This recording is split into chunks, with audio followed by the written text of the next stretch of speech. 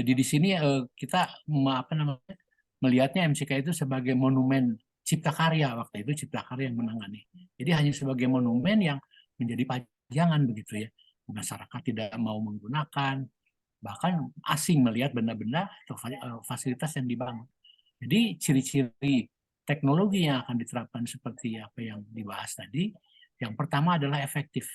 Jadi bisa melayani sepanjang tahun. Jadi secara teknologi kita harus paham bagaimana merancang sesuatu walaupun itu terkait dengan budaya, tradisi, kebiasaan, sosial, ekonomi ya. Karena terus terang bahwa yang namanya fasilitas itu pun nantinya akan berkaitan dengan ekonomi yang akan mendukung bagaimana bisa berjalan dengan baik. Ya, jadi efektif melayani sepanjang tahun di sini adalah bahwa fasilitas itu jangan hanya bisa melayani pada saat musim tertentu saja, ya. Jadi harus efektif sepanjang tahun. Misalnya bangunan penangkap air hujan. Bangunan penangkap air hujan itu jangan hanya bisa dipakai pada saat musim hujan, tetapi pada saat musim kemarau kita harus pandai menghitung di situ bagaimana air itu ditampung dan ditampung itu untuk menutupi kebutuhan pada saat tidak ada hujan. Nah, jadi efektif di situ adalah bagaimana kita secara matematis bahwa bisa dihitung semuanya. Cara menghitungnya ada ilmunya, nanti akan dipelajari bagaimana curah hujan, bagaimana kebutuhan manusia, berapa besarnya, sehingga kita bisa tahu sebesar apa bak yang penampung yang harus kita siapkan. Jadi agar efektif melayani sepanjang tahun. Yang kedua menyenangkan. Nah ini menyenangkan ini nanti akan coba kita bahas bagaimana kita melihat potensi yang ada di masyarakat agar partisipasi ini betul-betul bisa menjadikan satu modal. Bagaimana mereka bisa lebih berperan, bisa lebih efisien fasilitas yang kita bangun dengan melihat potensi partisipasi yang bisa diangkat dari mereka. Contoh misalnya menyenangkan ya. Di sini menyenangkan itu adalah kaitannya dengan bagaimana masyarakat itu mau menggunakan fasilitas dengan senang menggunakan fasilitas jangan menjadi susah. Contoh misalnya kalau kita menyiapkan kakus misalnya ya, kakus tempat buang air besar, maka buang air besar itu lihat bagaimana mereka kebiasaan buang air besar. Jangan menciptakan hal-hal baru di mana mereka tidak senang dengan melihat fasilitas yang baru. Tapi yang penting di sini adalah bagaimana menyiapkan fasilitas tersebut menyenangkan mereka untuk menggunakan. Jadi berikan mereka yang biasa buang air jongkok ya, siapkan kakus jongkok misalnya. Jangan disiapkan kakus walaupun berdasarkan ilmu-ilmu yang terkait dengan sanitasi, bahwa bagaimana membuat fasilitas yang sehigienis mungkin itu harus seperti apa. Contoh misalnya harus duduk misalnya. Tapi kalau mereka tidak biasa buang air besar duduk, jangan disiapkan. Tapi menyenangkan mereka untuk buang air besar sesuai dengan kebiasaan mereka. Yang penting di sini nanti bahwa fasilitas yang dibuat itu memenuhi persyaratan higienis. Ya. Kemudian yang ketiganya dapat diterima pemakai. Tadi yang saya sampaikan, kalau orang biasa menggunakan gayung kalau mandi, ya jangan disiapkan yang pakai pancuran. Dan sebaliknya, yang biasa pakai pancuran, jangan disiapkan pakai gayung. Apalagi pakai apa yang namanya, pakai shower dan sebagainya. Barangkali mereka tidak biasa, tetapi yang betul-betul dapat diterima pemakai.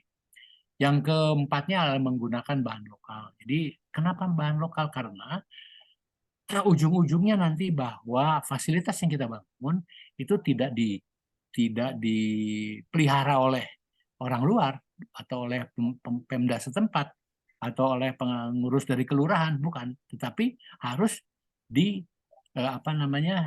dipelihara oleh mereka sendiri, sehingga di sini perlu adanya aplikasi teknologi dengan menggunakan bahan lokal yang mereka siap menggunakan dan siap untuk memanfaatkan fasilitas yang diambil dari bahan lokal. Contoh misalnya pembuatan saluran. Nah, apakah saluran itu kita siapkan dengan PVC, mengambil dari luar, membeli, kemudian dipasang di situ dengan teknologi yang ada, kemudian mereka harus mempelajari itu, lebih sulit kelihatannya. Tetapi kalau mereka biasa menggunakan bambu, misalnya kita siapkan dengan bambu, tetapi kita harus menyiapkan dengan teknologi yang sesuai. Bagaimana agar bisa mengalirkan air dari ketinggian tertentu ke ketinggian yang lebih rendah misalnya. Nah ini harus digunakan bahan lokal yang bisa dimanfaatkan oleh teknologi yang sesuai. Kemudian yang kelimanya mudah dirawat karena ujung-ujungnya nanti mereka itu harus mau menggunakan, mampu menggunakan ya dari mau dulu mampu menggunakan. Jadi teknologi yang disiapkannya itu adalah teknologi yang betul-betul mereka apa namanya akrab dengan teknologi yang akan mereka gunakan di situ. Kemudian apa namanya pada saat kita menyiapkan fasilitas perawatannya harus yang sesuai dengan kemampuan mereka. Jadi jangan misalnya yang paling mudah saja apa ya lantai untuk mandi itu menggunakan fasilitas floor drain. Jadi untuk pengering apa namanya disebutnya itu mengeringkan lantai kalau habis dipakai itu ada saluran air yang keluar dari lantai untuk disebut floor drain untuk bisa mengeringkan dengan baik supaya tempat mandi itu selalu terawat dengan baik bersih dan harus dipelihara begitu ya. Nah pemeliharaannya ini harus yang mudah.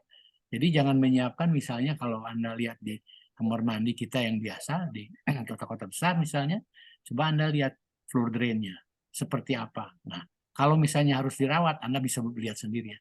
Yang namanya floor drain, coba Anda buka, lihat, mungkin belum pernah membersihkan karena dibersihkan oleh orang lain biasanya ya.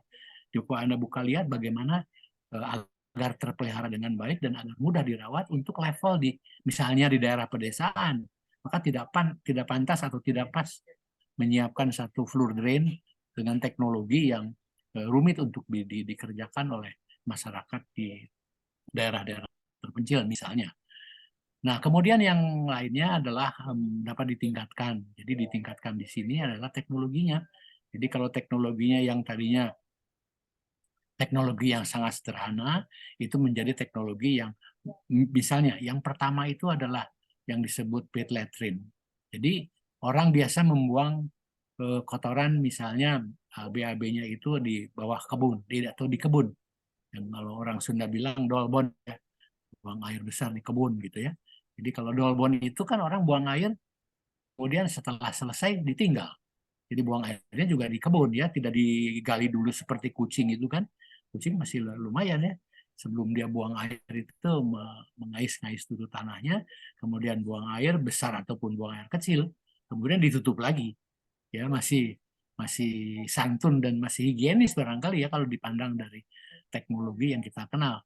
Kucing. Nah, manusia tidak seperti itu. Ada yang dalbon itu buang air di balik kebun, kemudian ditinggal. Nah, bagaimana caranya supaya bisa dapat ditingkatkan? Maka kita harus menyiapkan sesuatu yang lebih higienis. Ya, jadi boleh buang air di kebun. Kalau memang kita tidak mungkin menyiapkan buang air dengan menggunakan kloset duduk ataupun menggunakan air pembilas dan sebagainya, karena memang satu airnya tidak ada, yang kedua mereka tidak biasa menggunakan buang air seperti itu. Jadi kita siapkan saja buang air seperti dolbon begitu ya. Jadi yang disebut pit latrine yaitu menggali apa namanya menggali menggali tanah, kemudian buang air di situ, kemudian pakai tutup atau pakai ventilasi dengan di apa namanya ditingkatkan lebih higienis, yaitu menggunakan disebutnya VIP latrine. Jadi bukan very important person ya. Jadi VIP itu adalah ventilated improved latrine. Jadi latrine yang menggunakan perbaikan dengan menggunakan ventilasi agar tidak bau. Nah, jadi supaya lebih higienis maka buang air itu di lubang ya. Jadi tidak ada kontak langsung antara manusia ataupun vektor-vektor penyakit seperti serangga, tikus, lalat dan sebagainya yang akan menjadi vektor penyakit yang dapat dihindari dengan cara membuat lubang. Nah, jadi di sini dapat ditingkatkan artinya seperti itu ya. Jadi teknologinya menjadi lebih baik sehingga lebih higienis. Nah, yang terakhir itu harga terjangkau karena apapun alasannya ini harus dibiayai dalam tanda petik dibiayai bisa tidak hanya dengan uang tetapi bisa dengan tenaga, bisa dengan bahan-bahan setempat yang disebut menggunakan bahan lokal. Jadi ciri-ciri teknologi yang akan diterapkan seperti itu, di mana masyarakat yang berpartisipasi harus disesuaikan dengan kondisi yang kita inginkan seperti itu. Kenapa tidak mau turun? Ini berarti itu. Nah, jadi latar belakangnya mengenai teknologi ini adalah disebabkan oleh berbagai aktivitas yang menghasilkan berbagai macam limbah yang apabila tidak ditangani dengan baik akan membahayakan lingkungan maupun kesehatan. Seperti yang saya sampaikan tadi, seperti dolbon yang paling sederhana. Itu bagaimana caranya? Limbah yang dihasilkan itu tangani dengan baik. Caranya gali lubang, kemudian buat ventilasi, dan kalau sudah dipakai itu nantinya akan menjadi apa namanya tempat penampungan untuk nanti setelah 2 tahun kurang lebih itu akan menjadi pupuk yang bisa digunakan sebagai penyubur tanaman. Nah, terus lanjut ya.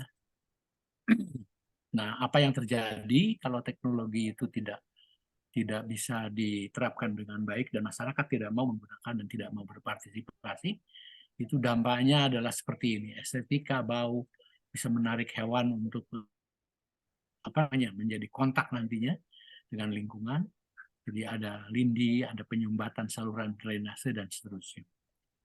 Jadi di sini tujuannya adalah membuat sistem penyediaan air bersih dan sanitasi aman, ya, tepat sasaran dan digunakan masyarakat. Nah, ini ada kata-kata digunakan. Digunakan ini apa namanya? Maknanya banyak ini. Nantinya kalau digunakan itu akan terkait dengan mau nggak mereka mau menggunakan, ya. Mau itu adalah artinya bahwa jangan sampai apa yang kita siapkan kepada mereka itu menjadi sesuatu yang asing, yang mereka apa namanya tidak mengenal dengan baik apa yang fasilitas yang akan digunakan itu bisa bermanfaat bagi yang bersangkutan atau tidak. Nah, ujungnya adalah meningkatkan derajat kesehatan masyarakat. Jadi yang utama di sini bahwa dengan menyiapkan fasilitas itu untuk meningkatkan kesehatan, derajat kesehatannya menjadi lebih baik. Dengan derajat kesehatan lebih baik, maka dia akan menjadikan apa disebutnya itu tingkat pendidikannya akan menjadi bisa lebih ditingkatkan karena sehat. Nah, dengan tingkat pendidikan ditingkatkan, dia mendapatkan tingkat pendapatan atau ekonomi yang menjadi lebih baik dan kesejahteraan akan bisa tercapai. Jadi untuk mencapai kesejahteraan dimulai dari bagaimana meningkatkan derajat kesehatan dari masyarakat tersebut. Kemudian yang lainnya, nih daerah-daerahnya. Nah, ini mengapa dilihat klasifikasi desa? Karena dari kondisi desa itu, partisipasi yang kita tarik itu berbeda-beda ternyata. Contohnya, partisipasi masyarakat yang terkait dengan tradisi kebiasaan. Misalnya ya, masyarakat yang tinggal di daerah pantai selatan, itu kalau secara teknologi, kita dengan mudah bisa membuat apa namanya fasilitas MCK ataupun tempat mandi, cuci, kakus di tempat-tempat tersebut. Tetapi ingat bahwa dari geografi, topografi dan lokasi daripada apa namanya tempat yang akan kita bangun itu mempunyai apa disebutnya ya tradisi kebiasaan dari masyarakat yang berbeda-beda masing-masing. Masyarakat yang bermata pencaharian tani berbeda kebiasaannya dengan masyarakat yang bermata pencahariannya nelayan atau berkebun atau industri. Itu kan berbeda-beda. Sehingga partisipasi yang nantinya yang akan dicari itu harus disesuaikan dengan kondisi dari topografi, geografi dari masyarakat tersebut. Nah, jadi sasarannya itu meningkatkan kesejahteraan dengan memperbaiki kondisi sanitasi. Nah, kendalanya ini adalah tingkat pendidikan, pendapatan, dan kebiasaan. Ini yang harus diperhatikan. Jadi nanti kita akan tahu persis bahwa partisipasi masyarakat ini harus dilihat potensi apa dari partisipasi masyarakat yang ada yang bisa kita ambil. Ya, nanti kita lihat. Nah, jadi dari tingkat sebentar yang ini juga penting untuk diketahui Anda bahwa pelaksanaan program peran serta pemakai ini mempunyai apa namanya pola pikirnya seperti ini. Jadi bagaimana kita bisa menerapkan teknologi yang akan diterapkan di suatu daerah. Caranya adalah kita harus berkomunikasi dengan masyarakat. Teknologi apa sebetulnya yang sesuai, yang sampai tadi seperti Dolbon. Teknologi apa yang sesuai? Ya, kita membuat VIP latrine misalnya atau cebluk kembar. Nanti Anda akan diberikan ilmunya oleh Pak Suharyanto. Apa itu cebluk kembar? Cebluk kembar namanya juga kembar ya. Jadi berarti kelipatan genap bisa kembar 2, bisa kembar 4, bisa kembar 6. Jadi nanti cubluk itu akan bergantian karena kembar bergantian. Salah satu diisi, satu kosong. Yang satu diisi ini kemudian sampai penuh. Setelah penuh nanti akan ditutup, ya, pindah apa namanya penggunaannya ke galian yang satu lagi. Ya, karena kembar jadi berarti yang satu lagi.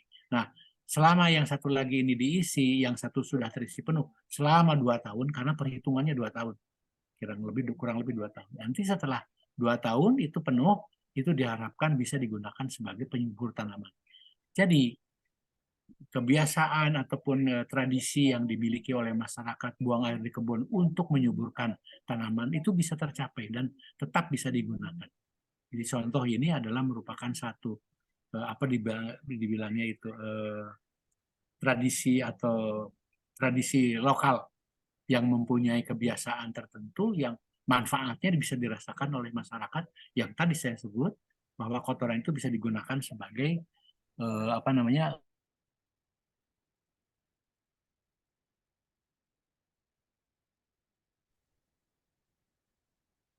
Kenapa ini terputus-putus ya? Halo. Iya Pak, terputus share screen nih. Tapi masih ini ya, Bapak masih masih ada di slide. Zoom. Slide-nya Nah, sudah tidak ada Pak. sudah ada gambarnya, tulisan. Slide-nya belum Pak. Share screen-nya masih jalan ya? Share Share screen jalan nggak? screen-nya nggak jalan Pak. Mungkin bisa di share screen lagi, tolong Pak. Oh, bentar ya. Share screen lagi berarti ya, sebentar.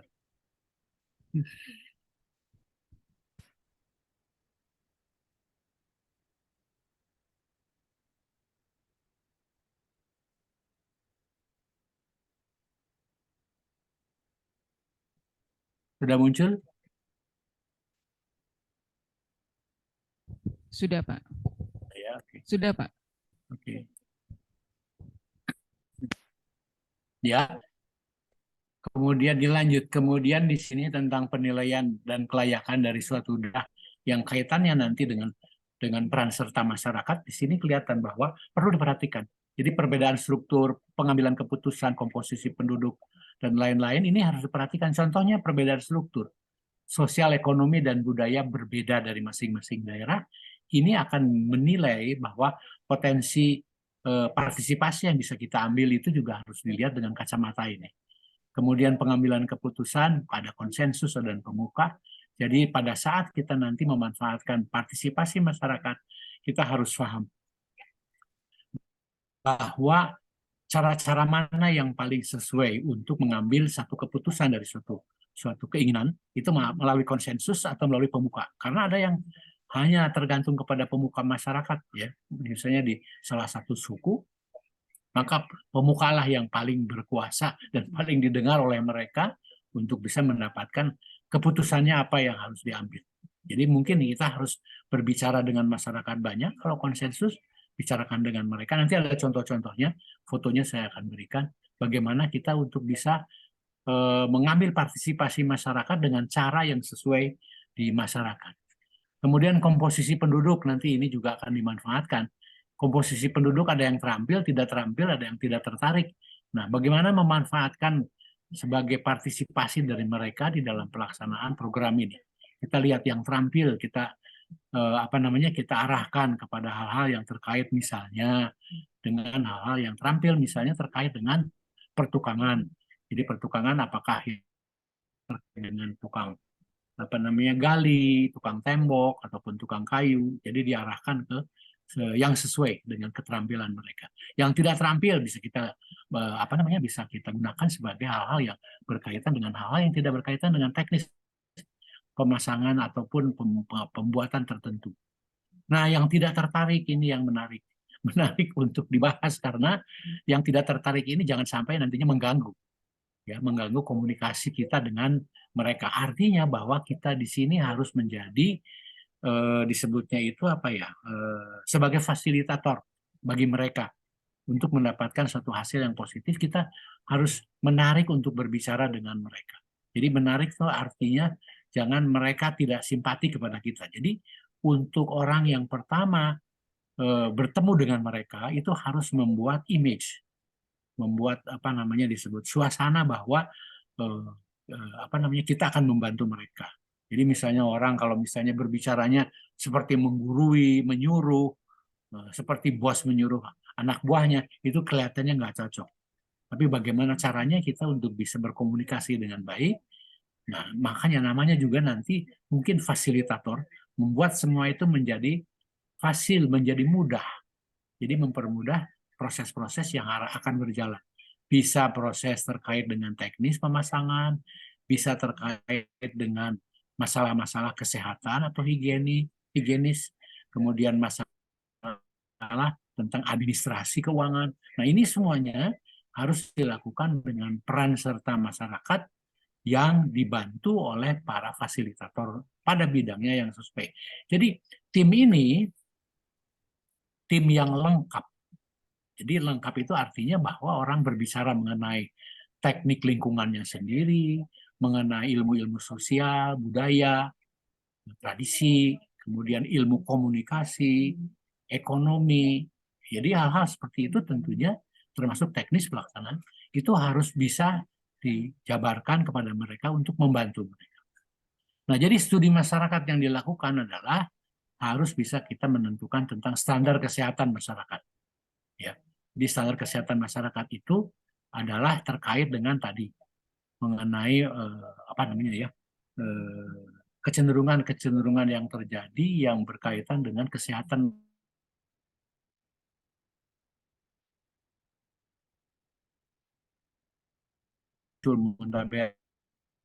penyakit kulit, penyakit mata dan sebagainya yang terkait dengan lingkungan hidup dan terhadap masyarakat, di mana di situ nantinya termasuk gizi juga, nutrisi dan sebagainya, itu bisa kita lihat, bisa di survei, di studi, kemudian ditentukan bagaimana kondisi masyarakat setempat. Nah, kemudian tingkat kesadaran akan waterborne diseases. Jadi tingkat kesadaran akan waterborne diseases ini, bagaimana masyarakat itu melihat atau hidupnya itu apakah terkait bukan sadar nggak dengan kondisi yang mereka hadapi. Misalnya, cara membuang air. Cara membuang air yang tidak sadar tentang waterborne diseases, sembarangan buang airnya. Termasuk juga mencuci pakaian, mengambil air untuk digunakan sebagai air kebutuhan sehari-hari, masak, minum, mandi, dan sebagainya. Dan seterusnya. Jadi, tingkat kesadaran akan waterborne disease ini harus studi, dipelajari oleh kita sehingga potensi masyarakat yang ada, yang bisa kita perbaiki, bisa kita pakai, itu bisa kita lihat dengan studi tadi. Jadi pada saat survei, bukan main ini, ahli-ahli ini harus mampu untuk bisa dengan kacamatanya melihat kondisi-kondisi dan menerjemahkan sehingga bisa dijadikan sebagai suatu di suatu penilaian terhadap masyarakat tentang bagaimana kesadaran akan waterborne diseases-nya.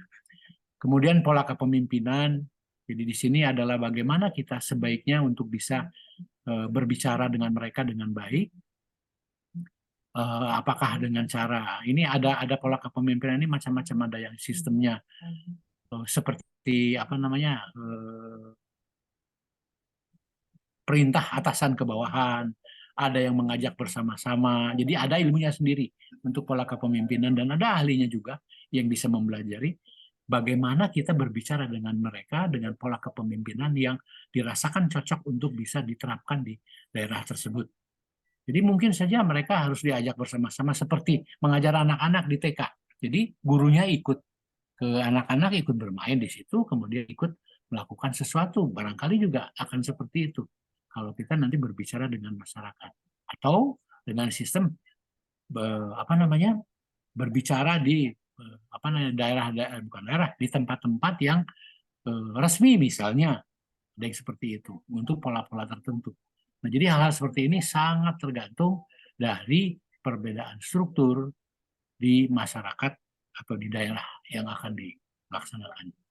Nah, jadi saya akan coba mulai memperlihatkan tentang pentingnya tentang bagaimana partisipasi masyarakat ini menjadi fokus seperti apa yang saya sampaikan di sini. Nah, contohnya ini kegagalan-kegagalan yang terjadi ini akibat dari tadi partisipasi masyarakat yang tidak dimanfaatkan dengan baik atau kita yang menyiapkannya tidak paham tentang bagaimana untuk menerapkan suatu teknologi. Ini gambar pompa tangan ya, pompa tangan yang sudah dibuat dengan baik, kemudian apa yang terjadi? Bahwa masyarakat tidak memeliharanya, menggunakannya pun mungkin salah, sehingga memperbaikinya tidak karuan, yang akhirnya ditinggal menjadi tidak dimanfaatkan dengan baik. Ini contoh dari pompa tangan dangkal. Kemudian yang kedua, ini adalah keran umum.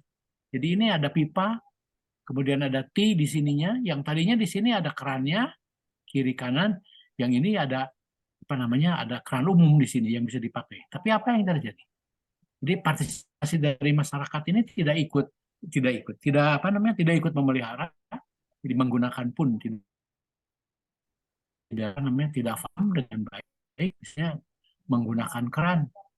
Jadi saya pernah membantu di rumah yang mengambil dari kaki gunung di daerah Ciremai di sana ya, daerah Cirebon, kemudian kerja di rumah, kemudian pada saat membersihkan WC itu yang namanya keran itu umurnya yang seharusnya bisa panjang itu menjadi pendek. Gara-garanya apa? Karena saya lupa tidak memberitahu kepada yang bersangkutan, kepada ART ini, asisten rumah tangga, bagaimana cara membuka dan menutup keran yang baik. Karena membuka dan menutup keran yang baik ini pun harus dipelajari, tidak otomatis seperti apa saja. Kalau diperhatikan, mengapa keran ini menjadi rusak dan ditinggal, itu adalah karena pada saat membuka dan menutup tidak sesuai dengan apa yang seharusnya. Jadi menutup pun, kalau kita menutup, kalau kerannya sudah tidak netes air, sudah selesai. Tapi ada orang yang memang menutup keran itu sampai bunyi gitu ya, sampai kerak-ketak gitu kan, selesai, baru dia tinggal. Apa yang terjadi? Jadi itu umur keran yang di saya harusnya lama, keran air panas dan air dingin, itu umurnya hanya sebentar. Karena apa? Retak di bagian dalamnya. Jadi retak karena ditutup dibuka dengan cara yang kurang pas begitu ya. Nah, jadi ini contohnya seperti ini. Jadi kalau masyarakatnya partisipasi yang diharapkan bagaimana mereka menggunakan, bagaimana mereka memelihara, ini tidak akan terjadi seperti ini. Kemudian ini juga, coba Anda lihat. Ini adalah di salah satu negara di Afrika kalau tidak salah. Jadi ini tempat mencuci pakaian. Jadi si perancangnya udah benar bahwa harus menyiapkan fasilitas yang sesuai dengan kebiasaan mereka kalau mencuci pakaian itu harus seperti apa. Nah kalau di Bogor udah lain lagi kan, di daerah Bogor, di daerah pegunungannya, itu ada orang-orang yang masih sekarang juga barangkali di sungai-sungai yang berbatu, nyucinya itu di batu. Jadi sambil berdiri, jadi tidak bisa mencuci seperti kita, misalnya kita di ember ataupun di baskom begitu ya, dicuci kemudian dibersihkan seperti itu. Nah, jadi ini adalah memperlihatkan kepada kita bahwa menyiapkan suatu fasilitas itu pun harus disesuaikan dengan tradisi kebiasaan mereka dalam aktivitas tertentu. Di sini sudah betul. Jadi menggunakan ini, jadi mereka sambil berdiri, sambil membawa anaknya gendong di belakang, kemudian sambil berdiri, sambil cuci, dan airnya akan jatuh ke sini. Tapi apa yang terjadi? Bahwa si perancang di sini tidak teliti di dalam menyiapkan bahwa fasilitas yang dibuat ini harus dipertimbangkan juga tentang lingkungan daripada tempat tersebut, aktivitas tersebut. Jadi sistem drainasenya harus baik. Jadi ini juga tidak ada genangan air seperti ini. Ini ditinggal. Jadi kemungkinan besar di sini adalah karena fasilitas yang disiapkan tidak bisa menjawab kebutuhan yang sebenarnya bagi mereka, walaupun sudah disiapkan seperti ini. Nah, ini lagi. Ini di Asia Tengah. Jadi ini bagus sudah. Sebetulnya pada saat barunya ini bagus. Jadi ada bak airnya, kemudian ada kerannya di sini. Tapi apa yang terjadi? Fasilitas ini tidak dipelihara dengan baik. Jadi masyarakat buang air pun di sini tidak di tempatnya, barangkali di sini masih ada kotoran-kotoran yang menempel. Nah, apa yang terjadi? Bahwa kotoran yang ada di sini, bekas orang misalnya, cebok di sini anak kecil dan sebagainya, yang tentunya kalau sistem drainasenya tidak baik, kemudian fasilitas ini pun tidak memenuhi keinginan masyarakat, maka akan terjadi seperti ini, becek, dan ini akan menjadi sumber penyebar penyakit. Jadi bukannya lagi menjadi solusi untuk menjadi lebih sehat, tetapi akan menjadi sumber penyakit yang terpusat di sini. Jadi ada binatang-binatang yang ada memakan apa di sini yang menjadi kotor, yang tidak baik seperti itu. Ini karena perhatian terhadap masyarakat yang akan menggunakannya tidak disentuh dengan sepenuhnya. Nah, ini juga salah satu contoh tentang membangun sebuah fasilitas di sini kakus ya, bukan MCK, kakus yang dibangun sedemikian rupa tetapi tidak dipelihara dengan baik ataupun digunakannya tidak seharusnya. Apa yang terjadi? Ditinggal karena memang fasilitas yang dibuat itu tidak bisa dipakai dengan sepenuhnya. Nah, jadi apa sebetulnya yang menjadi masalah di sini? Ada dua di sini ternyata. Yang pertama adalah use of inappropriate technology. Yang keduanya adalah rejection by users. Jadi di sini yang digunakan adalah teknologi yang tidak appropriate. Jadi tidak tepat guna. Jadi tepat teknologinya tapi harus digunakan oleh masyarakat. Nah, untuk kata-kata guna itu maknanya sangat dalam. Jadi untuk supaya digunakan, maka kita harus memperhatikan masyarakat yang akan memakai, siapa yang akan memakai. Jadi jangan kita, karena kita mungkin biasa hidup di kota, kemudian merancang satu fasilitas di pedalaman, kemudian membawa kloset yang bagus, putih warnanya, kemudian kloset duduk yang menurut kita yang terbaik, dibawa ke satu daerah, bangun di sana, selesai dibangun, peresmian, pulang. Sebulan kemudian, 2 bulan kemudian, tidak digunakan. Malah di situ ya ada kemenyan, ada bunga. Jadi karena di situ adalah salah menempatkan kakus. Itu adalah dekat makam. Dan itu dianggap keramat oleh mata. Apa yang terjadi? Komunikasi antara kita dengan masyarakat kurang baik. Jadi di sini karena kita sudah dari awal berbicara mengenai partisipasi masyarakat, maka masyarakat ini menjadi fokus. Jadi kita harus bicara dengan mereka, termasuk lokasi ya, bahwa lokasi untuk menyiapkan satu fasilitas itu harus yang sesuai, jangan hanya berkaitan dengan masalah engineering, bahwa di sini oke, secara engineering oke, bahwa kotoran tidak akan mencemari lingkungan karena muka air tanahnya cukup jauh, ya, dan seterusnya dan seterusnya. Tapi ternyata di situ adalah makam. Jadi makam tempat orang dikubur, ya, tempat pemakaman, di mana di situ adalah tempat yang dikeramatkan. Jadi jangan sampai seperti itu. Jadi inappropriate technology, sudah teknologinya tidak apa namanya, tidak tepat guna, kemudian lokasinya juga tidak, orang tidak mau menggunakan di situ. Sehingga yang kedua, rejection by users. Jadi tidak dipakai seperti itu ya. Ini perhatikan supaya nanti bahwa partisipasi masyarakat menjadi fokus itu adalah karena teknologi yang dipakai adalah untuk masyarakat dan mereka harus menjadi fokus. Ini salah satu contoh di kota-kota besar bahwa kita tadi berbicara mengenai infrastruktur sanitasi atau teknologi sanitasi tepat guna. Itu biasanya on-site. Jadi on-site itu dibangun setempat, kemudian diproses juga setempat, diolahnya setempat. Jadi buang air di situ, diolahnya juga di situ. Tetapi yang ini adalah di kota-kota besar. Buang airnya di rumah, dialirkan ke satu tempat, kemudian nanti diolah di tempat tertentu, di mana di situ disebutnya itu dikumpulkan di satu tempat untuk diolah. Jadi air limbah yang terdiri dari air dan padatan itu dialirkan ke satu tempat kemudian diolah. Ya, jadi kolektif dikumpulkan satu tempat. Ini salah satu contohnya. Ini biayanya sangat besar dan ini tidak diharapkan untuk diterapkan di tempat-tempat terpencil yang harus dibiayai atau dipelihara sendiri oleh masyarakat. Karena ini perlu teknologi tinggi, kemudian perlu khusus orang-orang yang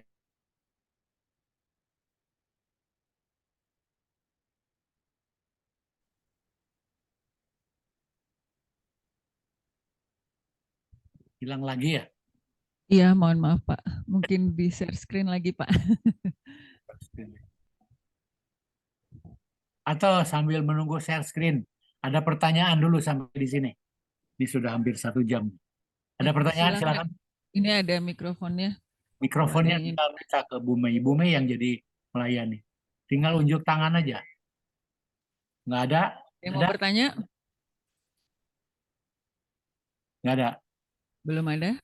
Udah, Belum, kita Pak. sambung lagi ya. Oke. Terus, Belum masuk, Pak. belum masuk. Belum ya. Nah,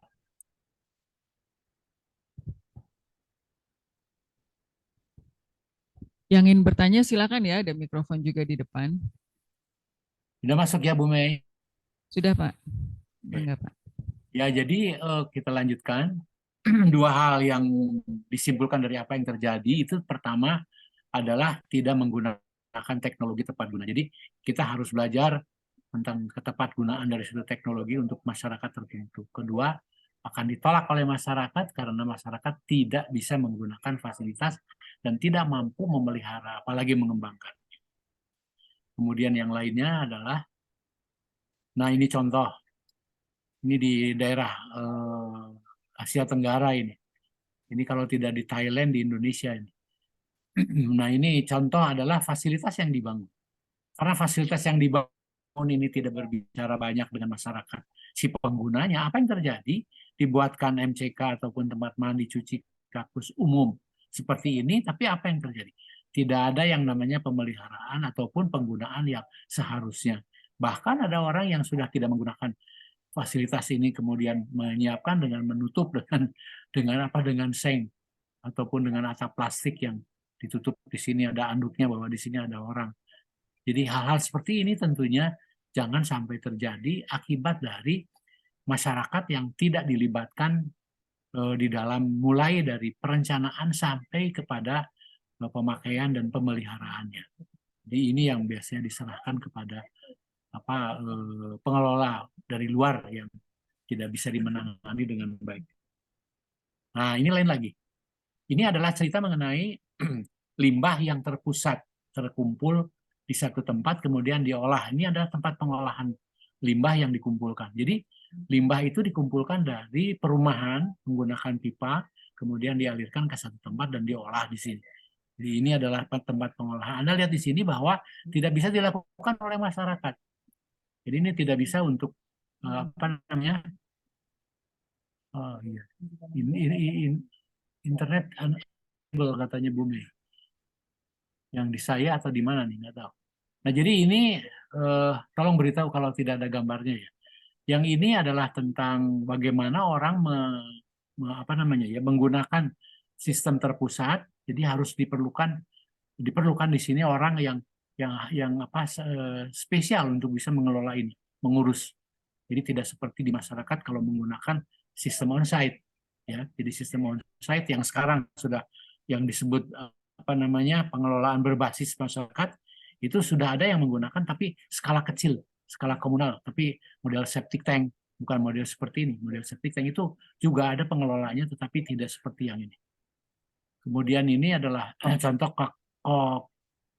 kloset duduk yang tidak pada tempatnya, yang digunakan oleh orang bukan duduk tetapi jongkok. Apa yang terjadi? Orang tidak mau lagi menggunakan kloset dipakai sebagai kloset duduk, tetapi juga kakinya naik ke atas di sini ya, kemudian jongkok seperti ini. Jadi pertimbangan menggunakan fasilitas itu harus dilihat dari kebiasaan masyarakat yang akan diberikan pelayanan tentang sanitasi di sini. Nah, ini juga pernah dilakukan studi di ITB sendiri. Di ITB juga ini pernah terjadi seperti ini.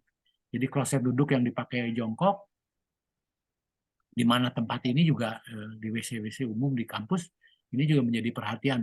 Karena yang menggunakan tidak apa namanya ya, mungkin kesulitan untuk menggunakan karena tidak biasa, mungkin saja. Dan ini juga harus diperhatikan seperti apa yang terbaik. Tapi sudah dilakukan perbaikan yang menarik dari karena memang mayoritas mungkin ya di mana mahasiswa di ITB banyak yang memerlukan tempat mengambil air sembahyang, itu diperlukan tempat air sembahyang yang seperti apa itu dilakukan di kampus seperti di kampus di ITB. Nah, ini contoh yang masyarakat dilibatkan di dalam menyiapkan satu keran umum. Di sini keran umum yang disiapkan seperti apa yang Anda lihat, bahwa masyarakat di sini harus diperhatikan kebiasaan-kebiasaan yang mereka lakukan. Jadi apa yang mereka biasa lakukan, jangan diberikan kejutan. Contoh misalnya yang paling mudah, Ini terjadi di Jawa Barat sendiri. Banyak daerah-daerah di Jawa Barat yang aslinya adalah orang mengambil air di satu tempat, kemudian sambil melakukan aktivitas mencuci ataupun mencuci piring ataupun mencuci pakaian sambil mengambil air di satu tempat sehingga digunakan sebagai tempat untuk berkumpul. Nah, tetapi apa yang terjadi? Dipasang pipa langsung dikirimkan ke rumah, jadi sambungan langsung. Ini hilang. Nah, hilangnya ini jadi masyarakat yang sudah biasa berkumpul dengan tetangganya, dengan teman-temannya setiap hari pagi jam 9 sampai mungkin sampai jam 11 di situ, itu merupakan satu lingkungan yang dimana mereka lebih menyenangi seperti itu. Tapi hati-hati ya, sekarang sudah banyak berubah dengan adanya apa namanya gadget yang orang sudah berpindah kepada apa namanya gadget untuk menggunakan sebagai kegiatan sehari-hari dan ini banyak yang ditinggalkan. Tapi intinya bahwa tradisi yang harus kita pelihara yang baik itu jangan sampai hilang gara-gara adanya air minum yang dijadikan air minum sambungan langsung ke rumah. Jadi ini menjadi hilang.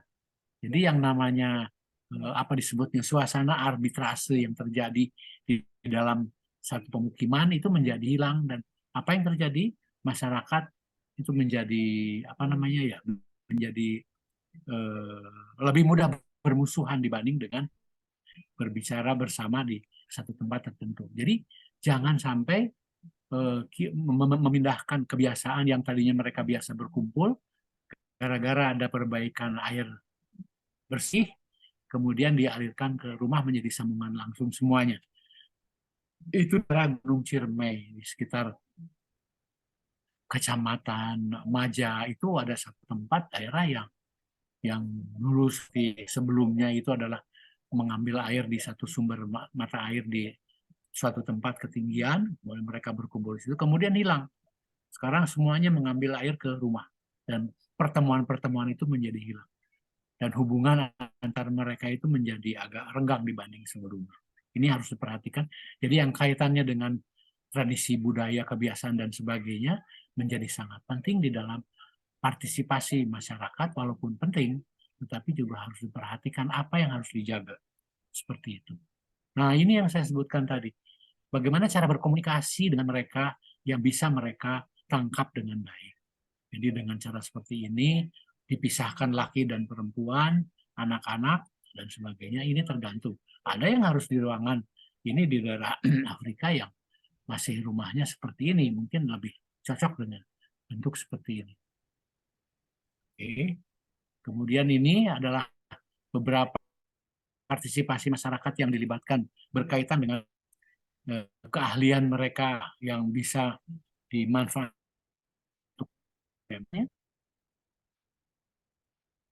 terbuat dari men begitu yang menggunakan semacam cetakan. Bagaimana fasilitator ini fasilitator bidang di bidang keahlian teknis pemasangan dengan para karyawan masyarakat yang ada di sana untuk bagaimana belajar untuk bisa memasang dengan baik. Jadi partisipasi pun jangan dilepas begitu saja, tetapi juga diberikan fasilitator yang sesuai dengan itu. Kemudian yang lainnya ini adalah membangun satu reservoir yang tentunya perlu keahlian khusus. Dan ini biasanya dikerjakan oleh tenaga-tenaga khusus dan dibantu oleh masyarakat yang sesuai dengan kemampuannya. Nah, ini adalah bagaimana masyarakat menyerahkan kepada kepada apa namanya tim kepada masyarakat pemuka masyarakat di dalam fasilitasi pembuatan MCK di lokasi-lokasi tertentu. Nah, ini yang tadi ada yang apa namanya mempunyai keahlian, ada yang tidak mempunyai keahlian, ada yang tidak tertarik. Nah, yang tidak tertarik seperti apa yang Anda lihat di gambar di sini. Jadi ini adalah orang-orang, Anda lihat sendiri pakaiannya. Jadi pakaiannya kelihatannya seperti orang yang pernah menjabat begitu ya, walaupun menjadi apa di tingkat kecamatan ataupun kelurahan yang sepertinya harus diajak khusus. Jadi diajak khusus ini artinya dimanfaatkan bagaimana orang yang tidak tertarik untuk mengerjakan ini bisa ikut tertarik. Dan ini perlu keahlian. Jadi ahli komunikasi yang yang mempunyai kemampuan bagaimana menghimpun potensi yang ada di masyarakat yang bisa digunakan. Terus yang ini, nah ini lain lagi ceritanya. Ini adalah bagaimana berbicara dengan masyarakat pada umumnya untuk bisa bekerja sama di dalam menangani sesuatu, di dalam pembicaraan secara apa disebutnya ya, kekeluargaan di antara mereka untuk bisa berbicara. Jadi orang yang disebut tim survei ataupun fasilitator yang ada, ini coba Anda lihat sendiri bagaimana mereka yang bisa diterima oleh mereka masyarakat pada umumnya. Jadi orangnya seperti apa yang baik untuk bisa diterima. Nah ini yang tadi tempat mandi yang dikatakan ini lebih baik. Jadi air yang terjadi, walaupun ini becek, tapi disiapkan ada fasilitas yang bisa menampung air cucian ini masuk ke dalam soakaway. Jadi lubang galian yang diisi oleh batu dan kerikil ataupun pasir dan beri tanaman sedikit. Nah jadi si orang ini sedang mencuci pakaian. Jadi airnya jatuh ke depan ke sini. Kemudian di belakangnya ada bayinya yang digendong. Ya, ini ada kain. Ini gendong di sini sambil bekerja di sini. Di airnya bawa sendiri, kemudian tidak ada di sini. Jadi mencuci seperti ini. Ini tempat cuci umum.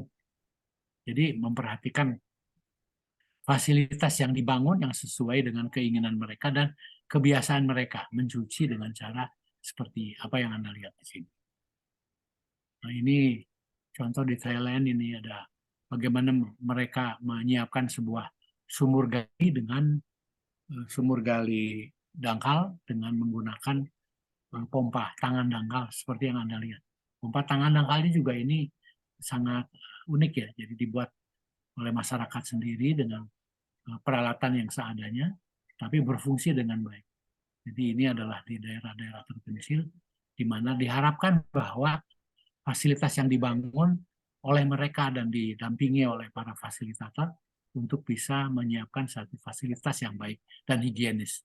Jadi bisa Anda lihat bahwa di sini orang yang beraktivitas di sini bagaimana supaya tidak mengotori sumur galian ini. Jadi sumur galian ini ditutup, kemudian airnya itu diambil dengan cara menggunakan pompa. Jadi masyarakat yang membuat didampingi oleh para fasilitator yang dari daerah tersebut. Nah, ini salah satu contoh keran umum yang baik untuk bisa, ini keran umumnya.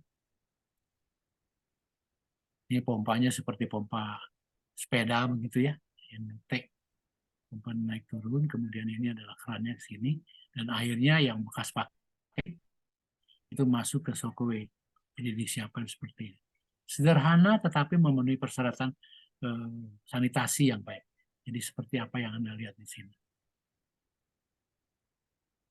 Nah, ini Anda lihat di sini berbicara mengenai apakah itu pembagian tugas, apakah itu menentukan lokasi, fasilitas, itu berbicara seperti apa adanya. Jadi di sini memang diminta untuk menjadi pembicaranya di sini adalah seorang ibu-ibu yang bisa memimpin bagaimana untuk menentukan lokasi di satu daerah dengan melihat peta bersama-sama. Jadi bukan ditentukan semata-mata hanya berdasarkan teknis bahwa ini memenuhi syarat untuk bisa dibangun MCK, dibangun keran umum, atau dibuatkan kakus, dan seterusnya. Jadi ini harus betul-betul secara menyeluruh apa yang harus dipelajari dari potensi mereka yang dimiliki sebagai partisipasi yang bisa dimanfaatkan untuk pembuatan fasilitas sanitasi air bersih. Nah ini salah satu contoh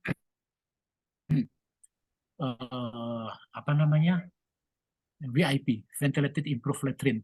Jadi ini adalah kakus tempat buang air kering ini, tidak ada airnya. Jadi ini dibuat lubang ke bawah. Nah di sini dibuat ventilasi, tapi ventilasinya bukan dari pipa, tapi dari tembok. Tapi yang penting adalah bau dari apa yang terbentuk dari kakus ini itu harus dilepas keluar. Jadi ini lebih tinggi. Biasanya kalau lebih tinggi tekanannya akan lebih kecil sehingga akan terhisap ke atas. Ya, jadi si baunya akan keluar. Dan ini bentuknya seperti labirin, seperti keong. Jadi ini berputar di dalam, kemudian orang tanpa daun pintu.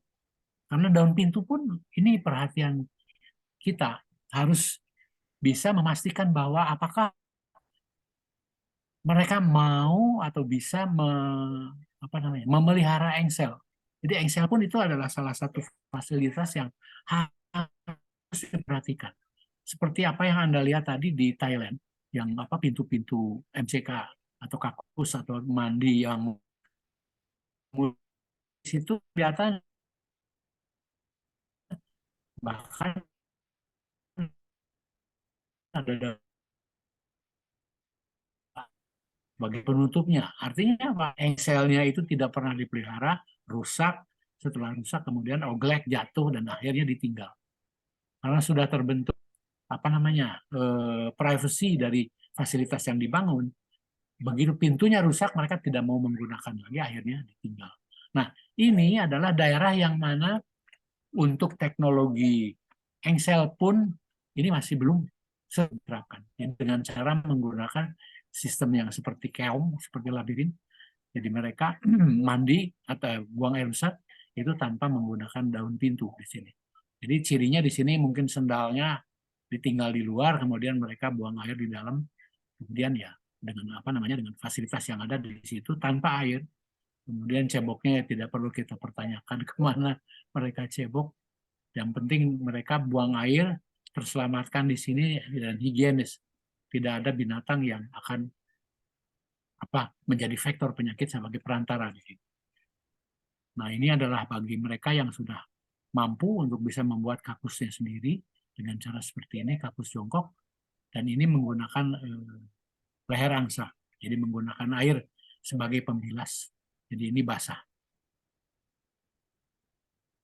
Nah, ini tadi yang partisipasi masyarakat yang bisa kita libatkan bagi mereka yang mempunyai keahlian, ini bisa diarahkan untuk bisa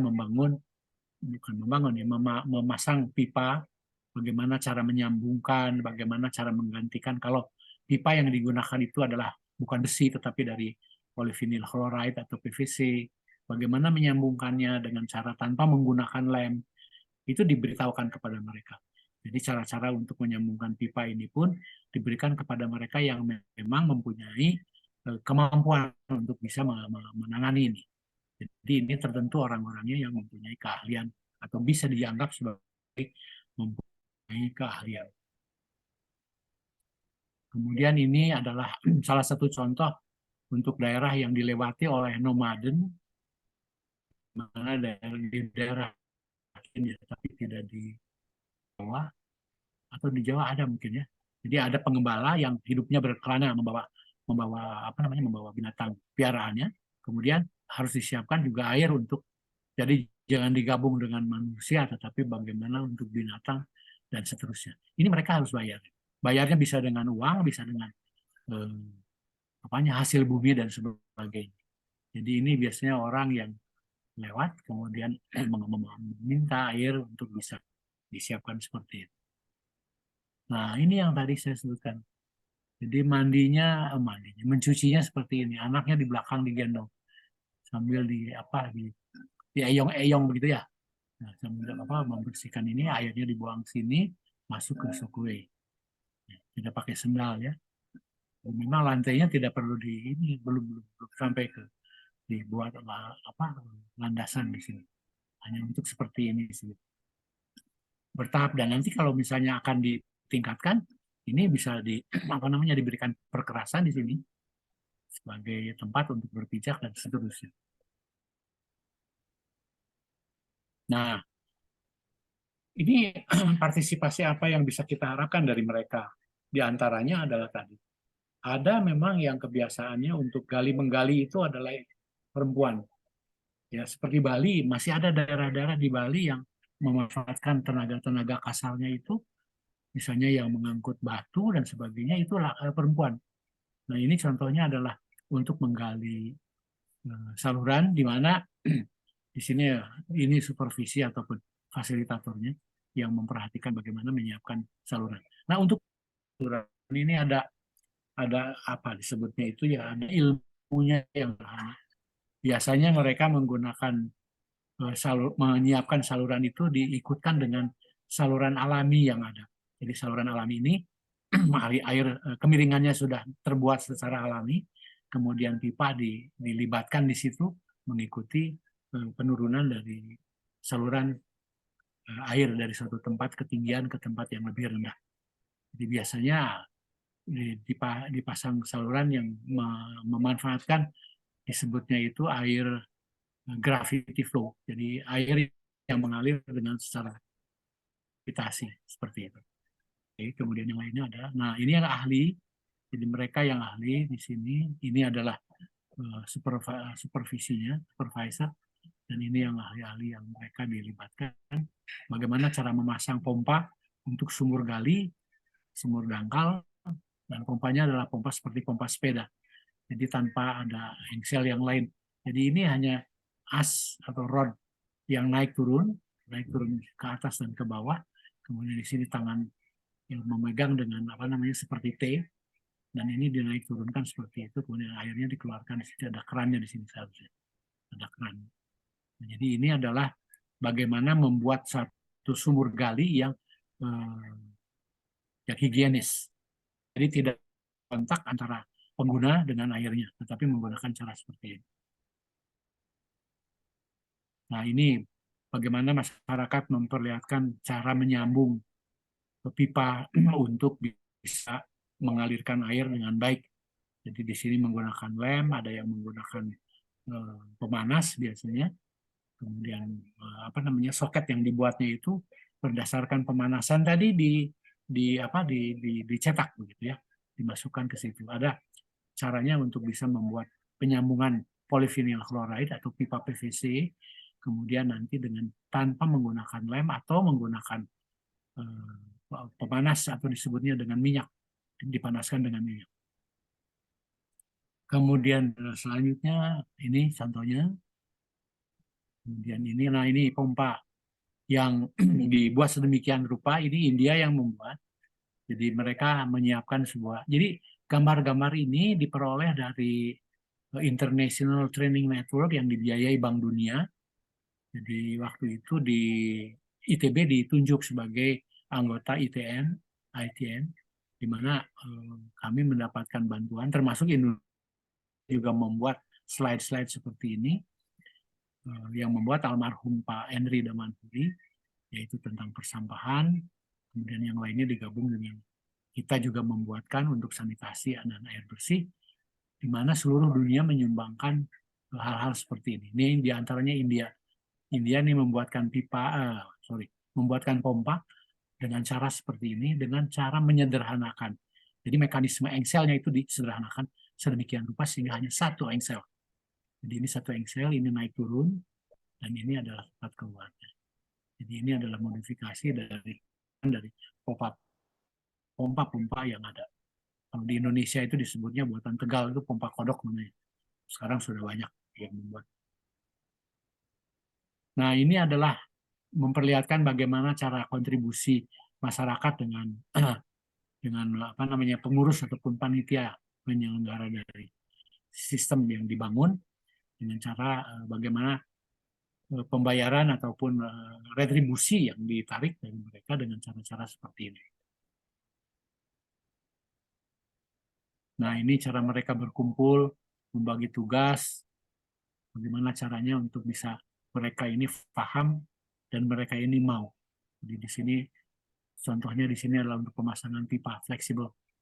Ya, ini seperti pipa fleksibel yang ukurannya tertentu untuk bisa dipasang di satu tempat, dan sebelumnya berkumpul mereka bagaimana masyarakat bisa terlibat dengan baik. Jadi intinya di sini adalah bagaimana komunikasi orang ini dengan masyarakat agar mereka bisa bersama-sama dan senang untuk bisa bekerja membantu mereka sendiri. Nah, ini yang disebut pompa kodok yang ada di Indonesia. Seperti ini engselnya banyak. Satu, dua, ada dua kan banyak ya. Ada dua. Dan ini biasanya bermasalah. Di sini satu, di sini satu. Nah, ini biasanya bermasalah mengapa? Karena ini perlu pemeliharaan yang sangat khas, di mana harus selalu dilumasi. Harus selalu dilumasi, dan ini sebenarnya kalau memang mereka paham bisa dengan minyak kelapa dan bisa dilumasi setiap saat, setiap dipakai. Karena kalau pelumasannya lupa, ini habisin. Biasanya patah, kemudian tinggal tidak ada penggantinya, karena memang sistem yang harusnya di dalam penggunaan fasilitas seperti ini harus dihitung. fasilitas ini apa yang mudah rusak dan kapan rusak kira-kira. Jadi umur pakainya sampai kapan. Kemudian misalnya 1 tahun, maka selama 1 tahun ini harus disiapkan fasilitas yang bakal rusak, termasuk engsel-engsel ini. Jadi uangnya harus disiapkan. Jadi ini perlu uang, ya perlu pembiayaan bagaimana untuk bisa selama 1 tahun menabung. Jadi air itu kemudian nanti pada saat waktunya harus diganti, maka bisa diganti dengan cara menyiapkan fasilitas yang penggantinya tadi, seperti engsel ataupun apa namanya disebutnya silinder yang akan menjadikan pompa.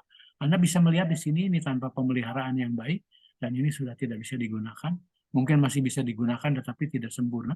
Jadi ini adalah ujung bawahnya, ini adalah pipa yang masuk ke dalam tanah. Seharusnya ini fix pakai tembok di sini seharusnya. Dibuat demikian apa supaya ini menjadi kokoh. Ini pasti ini goyang-goyang nggak kelihatan di sini. Ini umurnya tidak panjang. Jadi tidak harus seperti ini.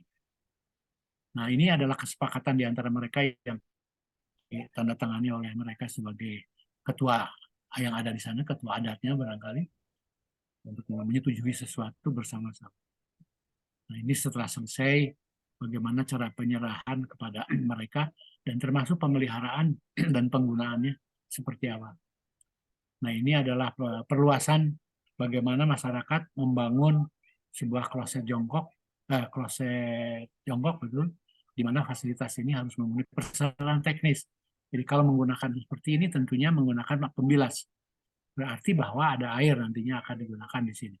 Nah, bagaimana caranya nanti ini ada teknologinya khusus untuk bisa menyiapkan sebuah kloset jongkok yang sederhana seperti ini. Nah, ini peresmian bagaimana keran umum. Anda bisa melihat keran umum ini seperti pompa sepeda nih. Naik turun. Ini naik turun pompa seperti ini. Ya. Bagaimana masyarakat, jadi tempat berkumpul tetap ada di sini, air bisa keluar, kemudian lokasinya. Nah, mengenai lokasi hati-hati, karena tadi saya juga sampaikan ada yang dipasang di pemakaman, orang nggak mau pakai akhirnya. Ada yang kedua, dipasang di dekat rumahnya kepala desa. Apa yang terjadi? Ya pertama mungkin sekitar sebulan, 2 bulan, 3 bulan, tidak ada masalah. Karena orang bisa mengambil air lebih dekat. Karena dipasang dekat rumah Pak Lurah misalnya di situ. Apa yang terjadi? Keinginan daripada panitia atau pengelola di situ kemungkinan mengapa dekat Pak Lurah karena lokasinya baik untuk bisa digunakan secara teknis itu memenuhi syarat. Tetapi apa yang terjadi? Karena ini adalah merupakan fasilitas umum sehingga orang-orang berkumpul di sini dan biasa ibu-ibu ramai di sini apa namanya bisa orang bercengkrama ribut di sini kemudian mungkin juga ada yang bertikai di sini apa yang terjadi. Nah yang punya rumah ibu lurah ini nggak memperlihatkan mukanya yang senang dia. Apa yang terjadi, masyarakat ini menjadi merasa terganggu ya dengan yang punya rumah seperti itu. Apa yang terjadi, ditinggal. Dan akhirnya terakhir-terakhir ini katanya ini dijadikan fonten akhirnya. Dijadikan apa namanya kolam air di rumahnya Pak Lurah karena tidak digunakan lagi sebagai apa namanya tempat masyarakat berkumpul. Jadi kesimpulannya adalah bahwa untuk menyiapkan sesuatu fasilitas dengan prinsip partisipasi masyarakat, fokus bahwa partisipasi masyarakat ini apa sebetulnya yang bisa kita manfaatkan dengan kendala apa yang mungkin terjadi terkait dengan tadi masalah tradisi, kebiasaan, ekonomi, dan kemampuan daya beli maksudnya untuk bisa menyiapkan fasilitas tersebut.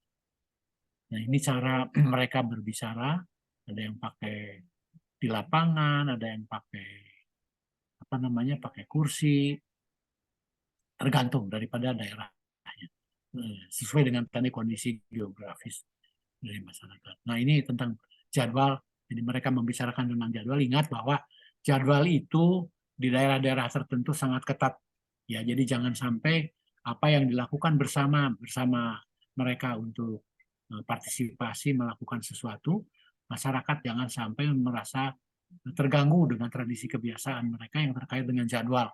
Contoh misalnya Jumat, sholat Jumat tidak bisa diganggu gugat misalnya. Kemudian untuk daerah-daerah tertentu ada yang hari Sabtu itu libur, justru Minggu bisa bekerja. Ada yang hari Minggu libur dan seterusnya. Nah jadwal ada juga yang jadwal yang terkait dengan tradisi. misalnya tentang sesajen dan sebagainya, di mana waktu-waktu tertentu tidak melakukan pekerjaan-pekerjaan. Nah, di sini dibicarakan dengan mereka bersama sehingga masyarakat bisa ikut terlibat dan panitia di sini bisa paham tentang apa yang tidak boleh terjadi di sana. Ini tadi yang masyarakat yang terlibat. Di sini wanita banyak sekali.